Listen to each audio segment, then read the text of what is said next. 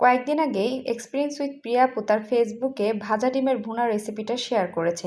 আমি ভাবলাম আজকে আমার বাসায় যেহেতু কিছু নেই, এই আপুর রেসিপিটা দিয়ে আজকে কিন্তু এক থালা ভাত অনায়াসেই খাবো। তো এর জন্য প্রথমে নিয়ে নিলাম ফ্রিজ থেকে 2টা ডিম। আর এই 2টা ডিম দিয়ে কিন্তু আজকে রেসিপিটা বানাবো। দিয়ে দিচ্ছি একটু লবণ, তারপরে দিয়ে দিচ্ছি চিলি ফ্লেক্স আর সামান্য একটু কাঁচামরিচ কুচি, যদিও আপু দেয়নি, আমি একটু এক্সট্রা ঝালের জন্য ব্যবহার করেছি। এটা খুব ভালো মতো করে আমি ফেটিয়ে নিচ্ছি। ফেটানো হলে এখন চলে যাবো এটা ভাজি করতে। তো একটা কড়াইয়ের মধ্যে দিয়ে দিলাম তেলটা দিচ্ছি একটা ডিম ভাজার পরিমাণে যতটুকু দরকার ঠিক ততটুকু। ডিমটা দিয়ে এখন আমি এটা নাড়াচাড়া করে এটাকে আমি ডিমের ঘন্ট যেরকম মানে কুচি কুচি টাইপের সেটা করে নিচ্ছি। অ্যাজ ওয়েল ফ্রাইড রাইস করতে যেভাবে ডিমটা ভাজি সেভাবে ভেজে আমি উঠিয়ে নিচ্ছি। আর এই একই কড়াইয়ের মধ্যে কিন্তু বাকি রান্নাটা করব।